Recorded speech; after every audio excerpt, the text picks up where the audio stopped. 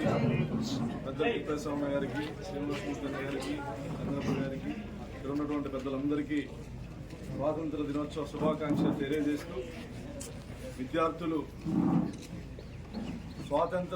స్వాతంత్రం ఎలా వచ్చింది, ఎలా ఉద్యమాలు జరిగాయి, ఎంతమంది ప్రాణ త్యాగాలు చేశారు, ఎంతమంది జైళ్ళల్లో బలైపోయారు, అశువులు బాసిన ప్రతి స్వాతంత్ర సమరయోధుడి యొక్క చరిత్రని వాళ్ళు విద్యార్థులు తెలుసుకోవాల్సినటువంటి ఉంది. ఎందుకంటే ఈ దేశం కోసం స్వార్థం లేకుండా మనందరి కోసం త్యాగాలు చేసినటువంటి వాళ్ళందరికీ తెలుసుకోవాలి.